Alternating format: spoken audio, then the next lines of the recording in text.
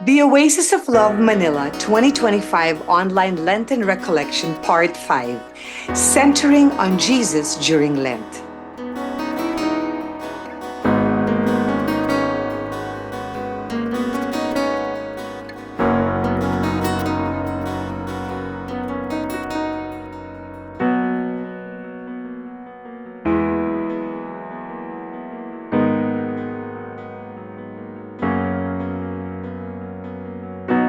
For your prayer intentions, pakilagay lang po sa comment section and kindly share this episode to 3 of your loved ones. Brothers and sisters, centering on Jesus Christ means centering on His teachings. Isa sa mga tinuro ni Jesus ay matatagpuan sa Mateo chapter 19, versikulo 14. Sinabi ni Jesus, "Hayaan ninyong lumapit sa akin ang mga bata. Huwag ninyo silang pagbawalan, sapagkat ang mga katulad nila ang mapapabilang sa kaharian ng langit." Para mas maintindihan ninyo ang bersikulo, nandito po si Brother Rick Saludo. So, sabi ng Panginoon, dapat ang mga bata ay dalhin sa Kanya, no? Kaya, ito ngayon ang tanong, tayo ba ay nagdadala ng ating mga mas bata sa atin at yung mga kabataan patungo sa Panginoon? At at ang maganda dito, nakita natin sa survey, ang mga kabataan gusto naman talaga nila na lumapit sa Diyos. Kita nyo yung survey, no? Pero, ang tanong sa ating sariling mga pamilya, ito ba ay ginagawa natin? And one of the things, one of the benchmarks is how much time, ganong karaking oras at pansin at pagsisikap ang inilalaan natin sa Panginoong Diyos. How much time do we devote to God and to religion and to the faith?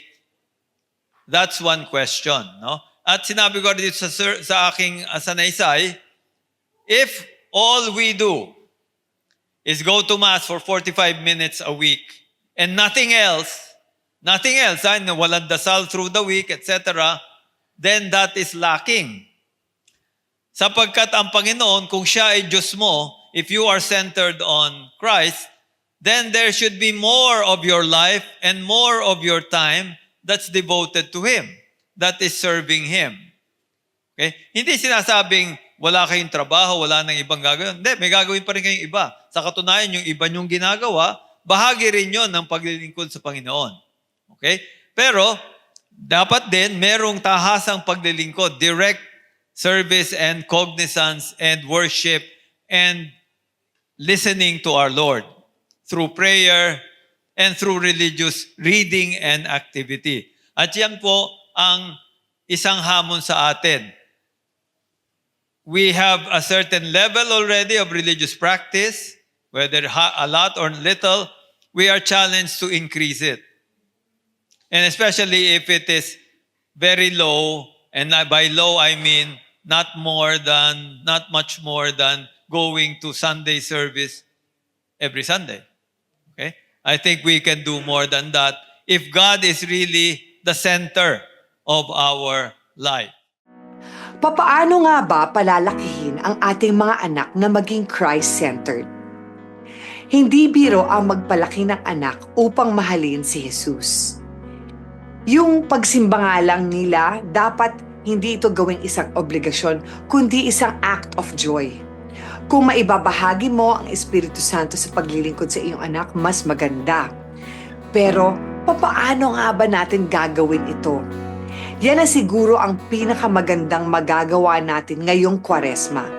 Dahil ang pagiging Christ-centered ay hindi lang tungkol sa pagpunta sa misa tuwing linggo.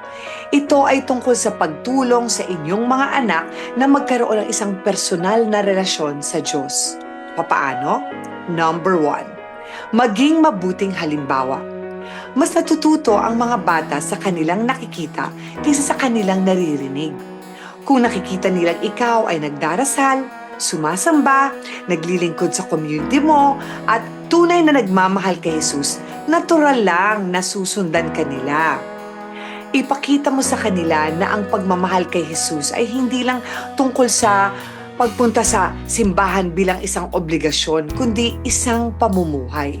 Number 2, gawing masaya ang pagpunta sa simbahan, katulad na nga ng sinabi ko. Hindi dapat maramdaman ng mga bata na ang pagpunta sa misa ay isang responsibilidad. Kung itinuturing mo itong isang gawain lang, mararamdaman nila yon at maaring mawalan sila ng gana. Sa halip, gawing masaya ang karanasan. Pag uwi ninyo, mag-usap-usap kayo tungkol sa mensahe ng misa. Tapos kantahin ninyo yung mga awitin na ginamit nung nagsamba kayo, 'di ba? At higit sa lahat, isali sila sa mga aktibidad ng simbahan upang magkaroon sila ng mga kaibigang may parehong pananampalataya. Sa Oasis of Love, malaki po ang youth ministry namin. Kaya, sali na! Ipagpatuloy natin ang talk ni Brother Rick Saludo. Pangalawa, you have there the second commandment. Second commandment is, thou shalt not take the name of the Lord our God in vain. But one thing that may be lacking is that we do not actually speak much about God. So it's one thing not to speak ill of God, pero the problem is many of us speak nil of God. By nil, I mean, hindi natin pinag-uusapan, hindi bahagi ng ating mga pagpapalitang kuro, pag-uusap. We do not pay attention to God. That's a problem. Okay? For instance, there may be families, and I have to say my own family was like that when I was growing up. Hindi nagdarasal bago kumain. Okay?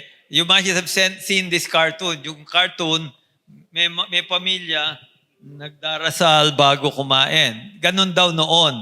Ngayon, nandun pa yung pamilya, nakaganyan pa rin bago kumain. Bakit nakaganon? Kasi kinukunan ng selfie, ng retrato yung pagkain. No?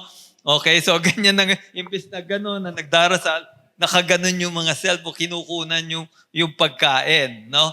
Anyway, the point is, there are families, sadly, who do not even pray before meals. Ngayon, anong tinuturo nito sa bata? They don't pray before meals. They do not thank God for whatever good things happen. Ang galing mo sa eskwela, ganyan. But no thanks to God. Nothing. Pinuri yung bata, pero walang sinabi tungkol sa biyaya ng Diyos. Now, what is that teaching children? It teaches children and others that God has nothing to do with the world. God is not in the world. If you don't talk about God, if you don't thank Him for the bounties of your life, it communicates that God has nothing to do with it. Being mindful of Jesus to our children. Paano natin gagawin yon? O, sinabi ko na kanina, yung number 1, di ba? Yung be a good example to your children. Tapos yung number 2, gawing masaya ang pagpunta sa simbahan. Ito na yung number 3. Turuan silang magdasal at magbasa ng Biblia. Ang panalangin at pagbabasa ng salita ng Diyos ay dapat maging natural na bahagi ng kanilang buhay. Start by praying before meals and before going to sleep.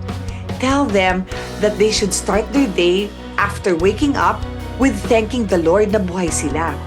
Ipakilala ninyo si Jesus bilang isang matalik na kaibigan nila na laging handang makinig. Basahin ang Biblia kasama sila.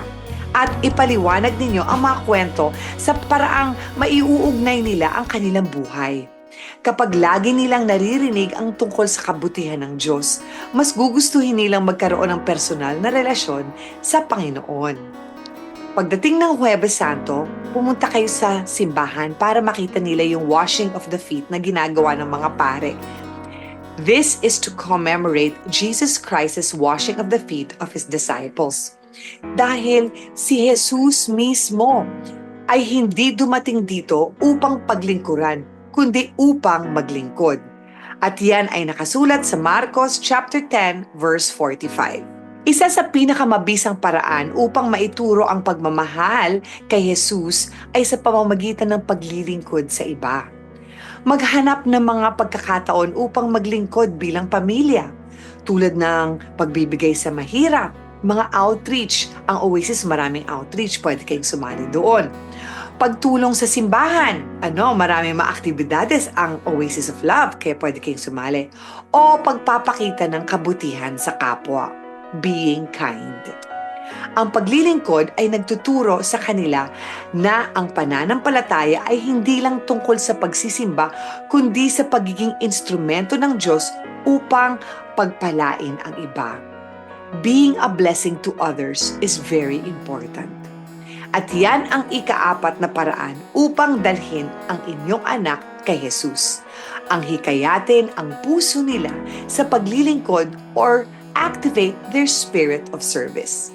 Lastly, number 5, palibutan sila ng isang komunidad ng pananampalataya, tulad ng Oasis of Love. Ang mga taong nakapaligid sa iyong mga anak ay may malaking epekto sa kanilang pananampalataya.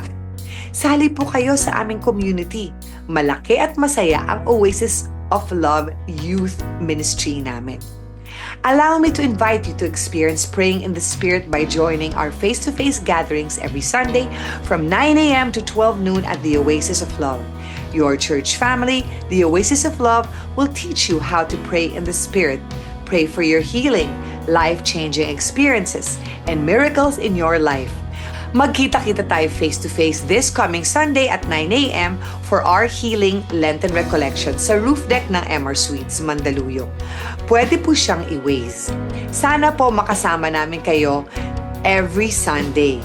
Share po ninyo itong episode na to para mas maraming mabless.